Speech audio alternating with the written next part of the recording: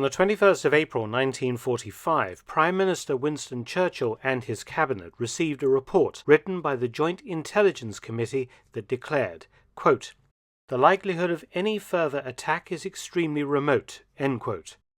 The report concerned German air attacks on Britain, and indeed by late April 1945 the Luftwaffe had all but been driven from the skies over the British Isles. Britain had been vulnerable to German air attack from the beginning of the war in 1939. The Royal Air Force had fought the Luftwaffe to a standstill during the 1940 Battle of Britain, which put paid to any notions of a German invasion.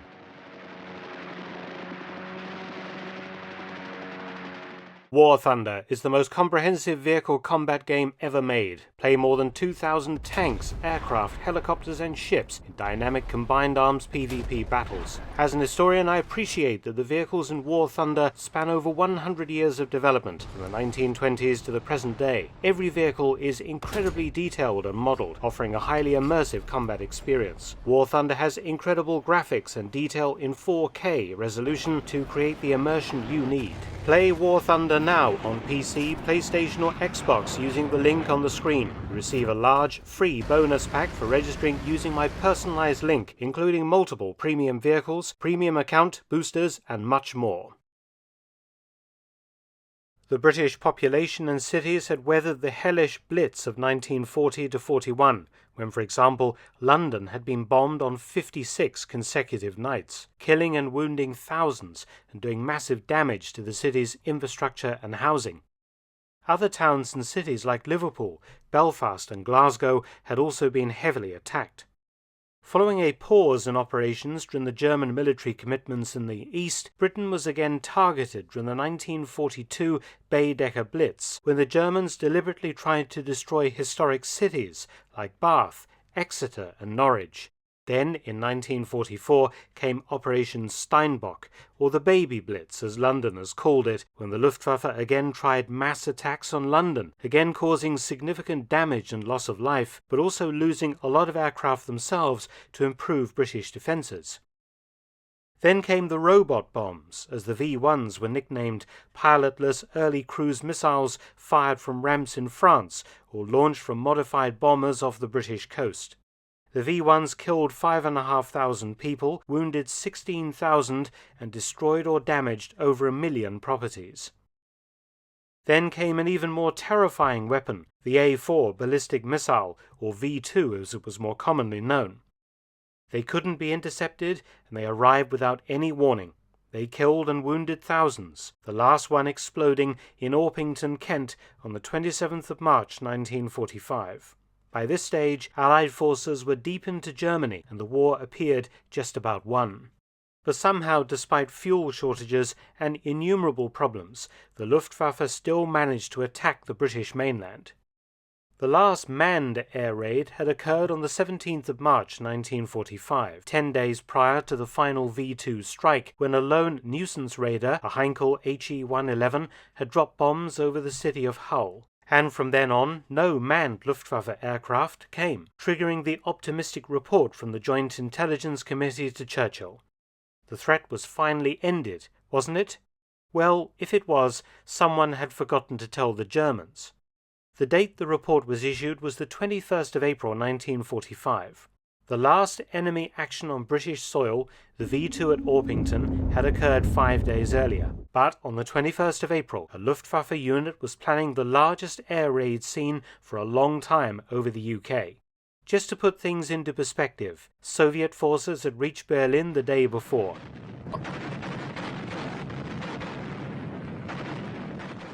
Hitler was now conducting the war from his bunker beneath the wrecked Reich Chancellery in Berlin. US and British forces were closing fast on the Elbe River to meet with the Red Army, and when that happened, Germany would be cut in half. German territory in the west had shrunk to a few embattled Channel ports like Dunkirk, and the Channel Islands and part of the Netherlands, as well as Denmark and parts of northern Germany. But there was one location from which the Luftwaffe was still operating in force, and the one place from which bombers could still attack the UK: Norway. Under German occupation since 1940, German air and submarine assets had been pulled out of northern Germany and elsewhere to Norway, relatively safe from Allied attack, and it was from here that the last daring raid was launched. At the German airfield at Stavanger in Norway, a force of 18 Junkers 88s and improved Junkers 188s would fly the mission, each aircraft armed with a pair of 800-kilogram aerial torpedoes. The raid was an anti-shipping sortie to the northeast coast of Scotland, where naval and merchant ships were in abundance. The mission commander's orders were simple: sink as many Allied ships as possible. The plan was as follows. 12 older Junkers 88s of 2 Kg-26, led by Oberleutnant Friedrich Ebert, were to fly to Petershead in northeast Scotland, then commence a search for targets northwards along the coast. At the same time, 6 improved Junkers 188s of 3 Kg-26 were to make landfall at Peterhead, then fly south to seek targets around the busy Firth of Forth. Such a large force of German bombers was not anticipated at this stage of the war. The Germans had surprise on their side. To ensure they kept it, they would fly below British radar, skimming the waves of the North Sea. Taking off from Stavanger, the German bombers formed up into 6 tight Vic formations, pilots and gunners keeping a sharp lookout for any defending British fighters. The German force was about 180 miles east of Peterhead when disaster struck. Quite by chance, their flight path crossed with that of 45 RAF Mosquitoes, returning from an unsuccessful raid on Denmark. Led by Wing Commander Christopher Foxley Norris, the Mosquitoes, escorted by P-51 Mustangs, had attempted to attack shipping off the Danish coast, but thick mist and heavy rain had forced the mission to be scrubbed. The Mustangs had then detached to fly back much faster than the Mosquitoes, but Foxley Norris and his crews were astonished when they spotted 18 German bombers flying along between gaps in the clouds. Several Mosquitoes attacked immediately, swooping down, the Junkers being no match for the nimble and powerfully armed Mosquito FB-6s. A German bomber burst into flames, disintegrated and crashed into the sea. A second soon trailed black smoke from one engine, as German gunners fired their machine guns and cannons desperately at the dodging and weaving Mosquitoes. The Germans knew their mission was over, and jettisoning their torpedoes into the sea, the formation broke up, and the bombers, many of them damaged, took evasive action, escaping into cloud cover and limping back to base in Norway. But the cost was extremely high. Out of 18 German bombers, 8 Junkers 88s and 1 Junkers 188 had been shot down, while several others were badly damaged.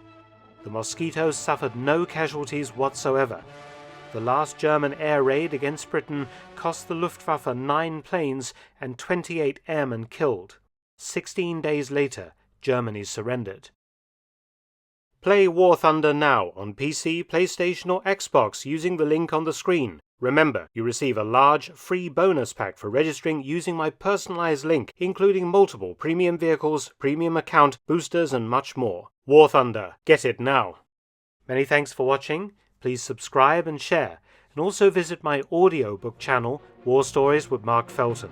You can also help to support both of my channels at PayPal and Patreon, details in the description box below.